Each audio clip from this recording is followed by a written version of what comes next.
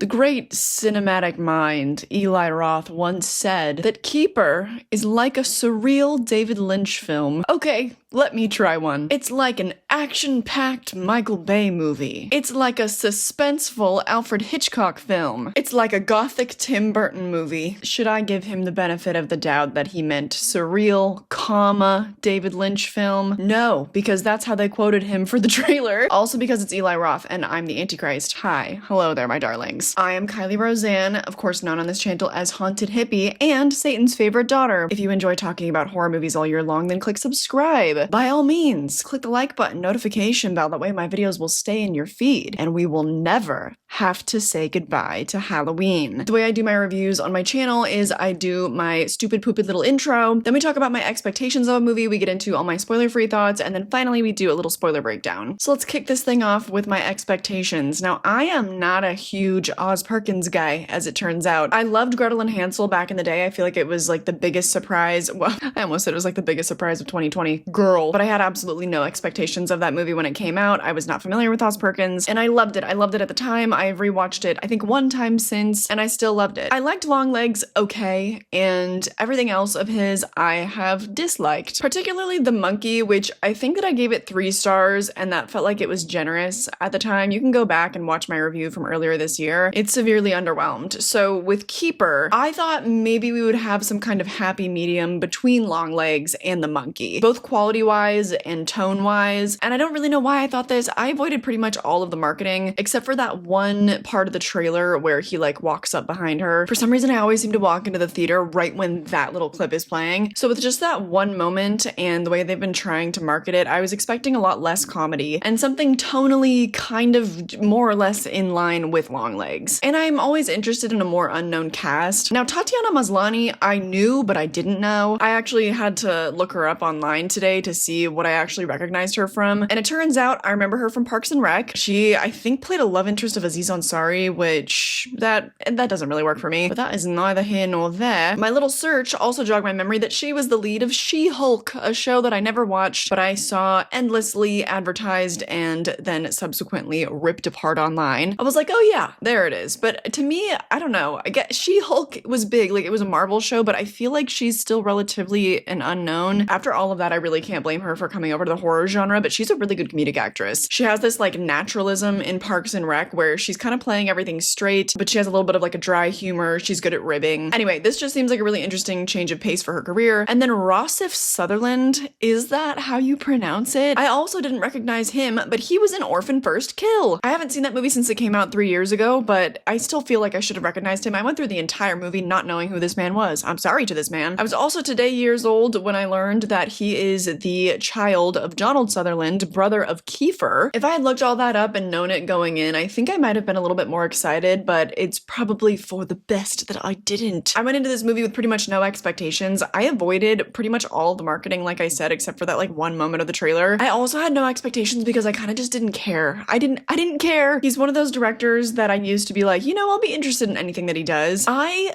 don't think that's true because yesterday it started raining in LA, and whenever that happens here, I do not want to leave my house. But if it's for something that I'm excited for, then whatever. And this movie was doing me no favors in overcoming my desires to just stay curled up in a ball on my couch. But it wasn't really raining that bad. You know, when you're like, oh, I have to go outside, but then in reality, you're only walking in the rain for like 2 minutes, and then you're sat in your big theater chair and you got the little heater on, and you're like, this is the same as my couch, except there's a much higher quality screen in front of me. And somehow, despite having no expectations, I was still let down. But we could talk about our positives first. Excellent acting by Tatiana. We get a good amount of her range in this movie. I think like every single moment of it probably could have been pushed a little bit farther, but she's given some really heavy emotions to play and she pulls it off. I think particularly fear. She plays up her fear more as shock, which to me is just so much more realistic. I feel like in general, most actors go to is like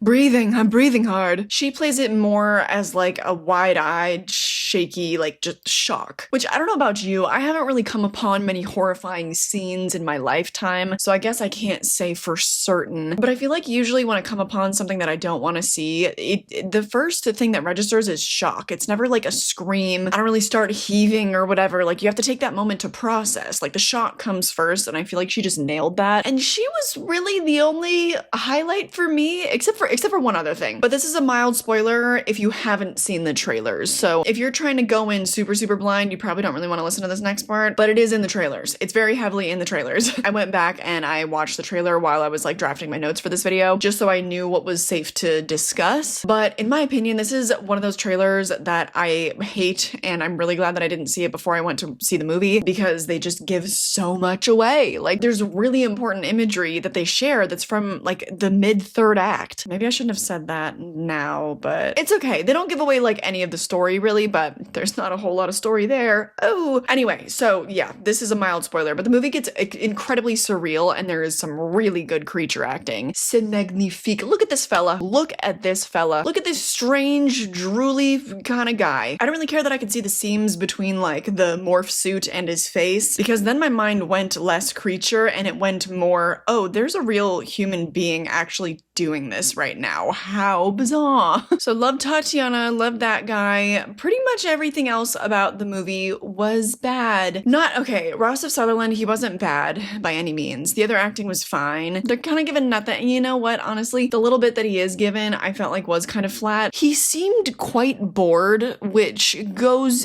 with the character. Like it does make sense, but that doesn't make things very exciting or interesting for me as an audience member. My least favorite thing about this movie has got to be all of the scares and also kind of the generic setup. Every single scare of this movie feels like it was designed for a trailer. All of them are disjointed. Nothing feels cohesive. All of it feels kind of like an embodiment of the "she's so crazy, love her" meme. While I'm watching these stupid scares, my brain makes up the conversations in my head of people going, oh my god, wouldn't this just be so out there? Just so wild. And I'm sitting in the audience chair like, oh my god. I don't know if because with a lot of it, I feel like it's stuff that I've seen Pennywise do before. It was just so overkill. There was no subtlety to any of it, kind of right from the jump. If there had been a slow build up to the scares, then I probably would have enjoyed it a lot more. I had the same exact issue actually with Nick Cage in Longlegs. I felt like he did not know what movie he was in, because I thought that everything else was pretty great about it, and I love Nick Cage. I love the choices that he makes with the things that he stars in. Now, aside from the interrogation scene, which was just magnificent, everything else he did with his weirdness and his like singing and I'm just like, okay,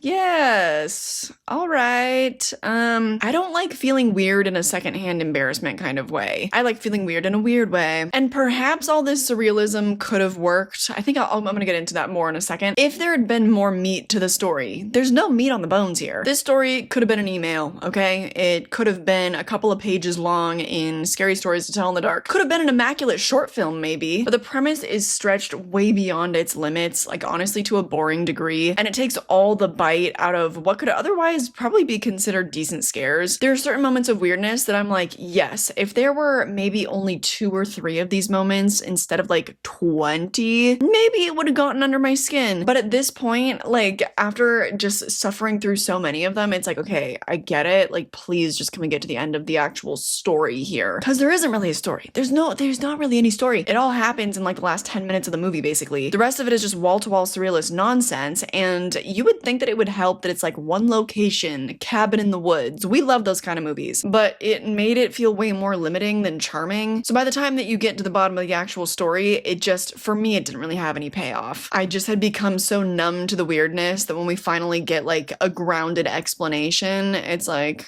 oh, wow. Overall, babes, I would say that it was like a 2.5 out of 5 for me. And it seems like I fall in with the majority. I think it has like a 2.8 on Letterboxd or something. But I feel like there are going to be some Oz Perkins truthers out there who are mad at me. As for my recommendation, theater, streaming, skip it. I would say skip it. it. I mean, obviously, hopefully it goes without saying every time that you should always watch it to form your own opinion, of course. That's just my taste. If your taste aligns with mine, then honestly, I do think you can skip it. I'm personally just really tired of the try-hard surrealism. Let's get back into this. I think with this particular story, with kind of a relationship drama, less is more. I would say think Midsommar. Obviously, there's a lot that's very awkward throughout the first and second acts of the film, but nothing so terribly strange that they should be jetting out of there. They are quite literally anthropology students that are experiencing a culture that is not connected to the modern world, really. So yeah, things are gonna be kind of weird. The buildup is extremely slow. It's crafted expertly to build attention, and sometimes more is more. This is a fun little debate. Let's start this in the comments, maybe. Like with Insidious, I love the campy ghosts in the further. I love how they all like have their big smiles. I love the layer of the red-faced demon. More is more to me with that, because I'm like, you know what? Sure, we're in an alternate dimension. Let's get weird. Nightmare on Elm Street, I think the original movie has a nice balance of actual scares and like slow build-ups, building up characters. But then I do think more is more later in the franchise, when it just became all about the running gags. Some of the best practical effects in all of cinema history, I think in parts 4 and 5, I would say. With the original Halloween, less was more. Only a handful of people died, and there's barely any blood. It's more about like, you know, the lingering ghostly presence of Michael. It's just with Keeper, this kind of specific surrealism is really tiring to me. Maybe you feel differently, but honestly, like I said, I don't think I would have had such a big problem with it if there was more to the story. You have the shell of something that could be great, but the writing just isn't there at all. And I don't know why the balance has been lost at this point. Maybe it's because too much pressure and too little time to complete a 3-picture deal with Neon in under 2 years. It seems to be his choice. I know that he's shooting another movie right now. I don't know if it's also for Neon. But when I think back on Gretel and Hansel, I feel like that movie was perfectly balanced. I'm a little scared to go back and rewatch though, because I'm like, what if it's not as good as I remember? I remember the ending went a little off the rails for me, but it maintained this really dark tone, so I didn't feel like it was wacky or anything. There was a lot of very grounded focus on the relationship of the siblings and kind of the hardships they were going through. There was a lot of just gorgeous imagery. You had so much time to like acclimate to the setting of the forest. Anything unearthly or dreamlike in that movie, I feel like was just handled very tastefully. But I think it's enough of that though. I'm sorry. I got very hung up on this because it just was my least favorite aspect of this movie. But let's go on and get into spoilers so we can just be on our merry way. I would say skip this one in theaters. Okay? Alright, spoiler time. Oh, but before you go, I do have to apologize. I know that I used the same joke for Keeper that I did with Predator Badlands. Predator? I barely know her. Keep her? I barely know her. I'm sorry. I am sorry for that. That was rough. That was really, really low-hanging fruit, especially because I just used it like literally a week ago. But it was right there. You understand. Okay, spoilers. The setup of this movie is deeply uninteresting. I was on board and I was pulled in because of the performances. These are very, very naturalistic actors. Playing natural conversational dialogue is the most difficult thing to do in my opinion, and these guys were great. We did get a dumpy wumpy of exposition in the very beginning where she's like on a FaceTime call with her friend, and we learn that, oh, she's not the relationship type. She doesn't really hold men down, or she can't be held down, and she's a city girl, and what's she doing going up to a cabin in the woods? She's not. Oh my god, that just jogged my memory. There actually is a line of dialogue in this film where like the cousin character is like, I hear you're not like the other girls, and that's really just kind of but we get up there, and my, is the pacing of this movie so grating. I started to really lose hope when she was in the bathtub. Let me explain. We see him come up and hug her from behind, and she draws a little heart in the condensation on the glass. And then when she's in the bathtub, just a couple minutes later, the same like condensation and little heart is drawn on the window behind her. And I'm like, why is this movie already showing me its entire ass? Because then I immediately, from that point on, I'm like, okay, so it's something paranormal. When are we gonna get the answers for that? And not till the end of the movie. Oh, I just have to deal with those gags until then. When it comes to especially like a one location movie, when you're very limited with what you're dealing with, I want as many cards to be withheld from me for as long as possible. And I know that that seems contradictory because I just was saying like, oh, hurry up and tell me the answer to this already. But it's only because they showed their ass with the paranormal element so soon. One movie that does this perfectly that I neglected to mention that holds its cards until literally the very end is Honeymoon, directed by Lee Janiak, same director as the Fear Street trilogy from a couple years years ago. Another cabin in the woods style movie with a couple. It's not a perfect film by any means, but definitely worth the watch, especially if you didn't get what you were looking for from Keeper. But then the movie kind of started to reel me back in just a little bit. The whole like scene with the cousin and his girlfriend is bizarre, and it's kind of interesting. This is a scene where I feel like they're dropping the clues in a little bit more of a subtle way. I mean, did the movie show its ass again by making her be suspicious of the cake? Yes. I feel like it was making the audience, especially with like the sound design of her eating it, making me like hyper suspicious of it. And with him being insistent on her eating it, it's like, oh my god, there is no mystery here. The one thing I did like though from that scene was the fact that the other like weird model girlfriend was like, tastes like shit. And it's like, that mystery was suddenly squashed by the ensuing scene of her just eating it. Now I do have to admit, when she got up in bed, I thought that he gave her something to like make her sick. I didn't know if he like roofied her or something, but I know that that like can make people throw up and stuff. But she sits up in bed and her tummy rumbles, and I was like, oh my god, she's about to shit herself. Sorry, too much. Too crass, my bad. But that's what I thought. I was like, oh my god, she's about to be sprinting to the bathroom. But then she kind of, you know, turned her phone light on and looked out the window, and I was like, girl, aren't you in a hurry here? But then she goes and fists the cake and starts eating it, and I didn't know what I was supposed to be seeing in the cake there. I was wearing my glasses, okay? I had them on, I could see, but I didn't know what it was supposed to be in the cake. She's looking at it and inspecting it, and I feel like it's supposed to be some kind of reveal. I looked on Letterboxd reviews, and somebody mentioned something about a bone cake, and I was like, okay, maybe it was some bones. Anyway, she eats the whole dang thing, and this is a plot point that I do not understand. She was supposed to have like a bite or like a slice, and it was supposed to totally knock her out, but then it didn't because she ate the whole thing?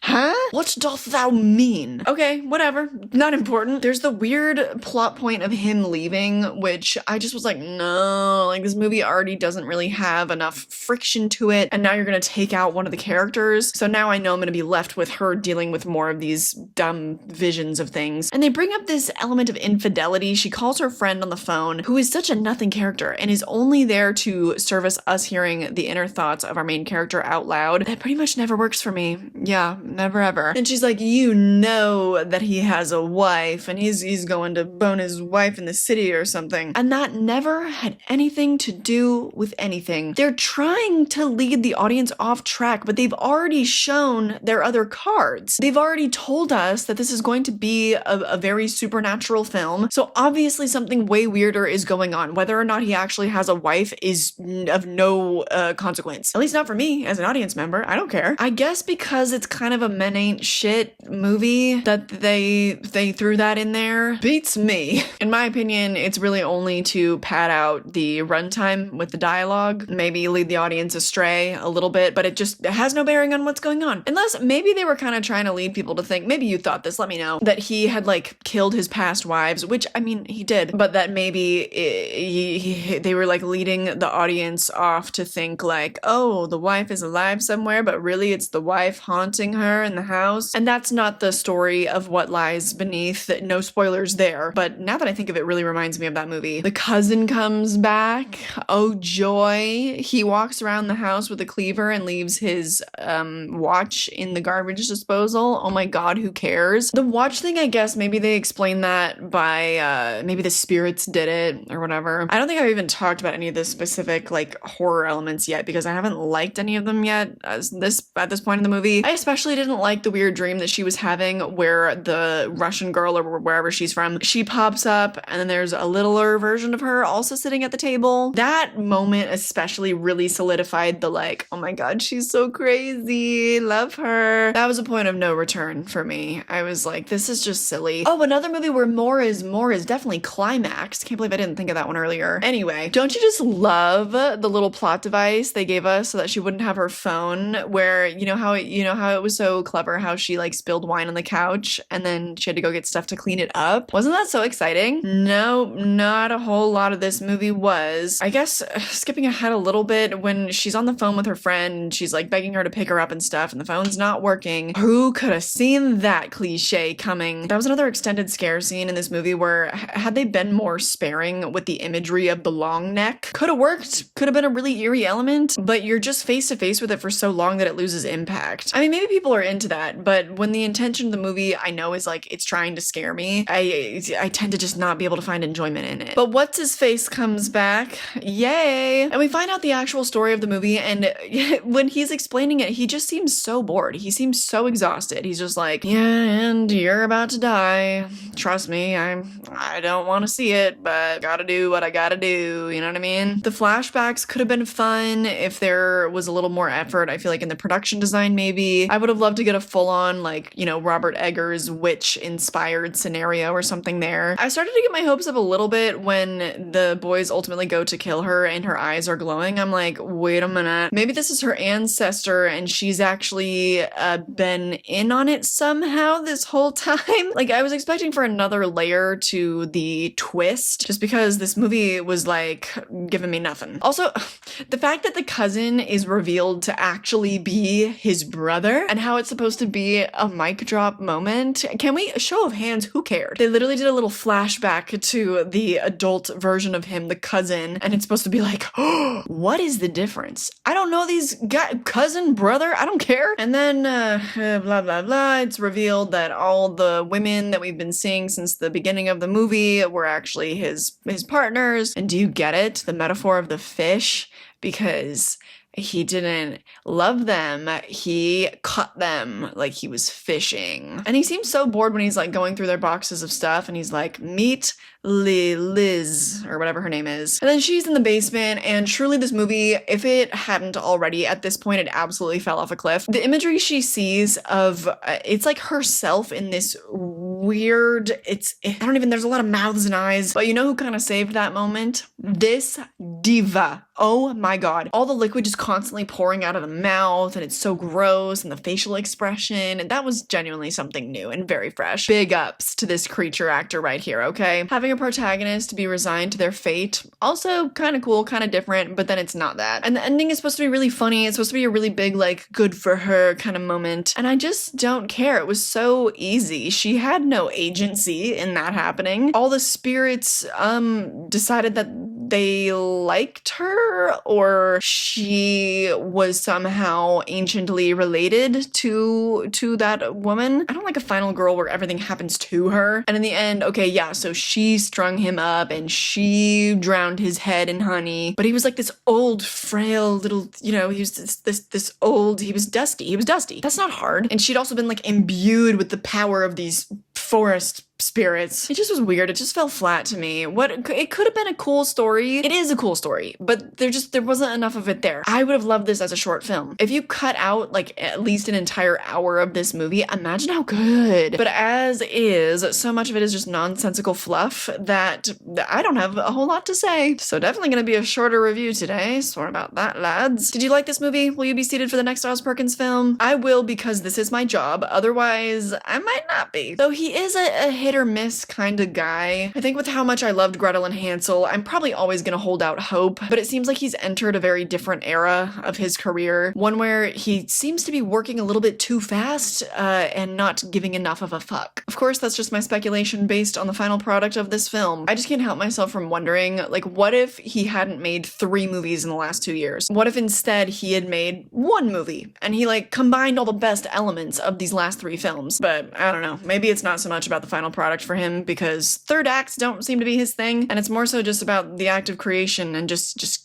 keeping on doing it, because he's certainly doing that. Anyway, not my most riveting review as of late, but you can go back and check out my old ones. There's a huge playlist on this channel. I talk about all things horror here, so there is plenty more to enjoy. I also have a second channel. If you can't get enough, I primarily talk about physical media over there, and I also vlog. I got so belligerent on Halloween, so go enjoy that. There are also bonus vlogs for the members and patrons of this channel. There's also a bonus podcast with my dad. Depending on which tier you join on the Patreon, you get a bonus video every single week. So there is lots to enjoy from me, baby. And pretty soon, another one of my horror shorts will be coming your way. So stick around. Click subscribe if you haven't already. But more than anything, I hope that you were able to enjoy this video, and I hope that I catch you in the next one. Bye.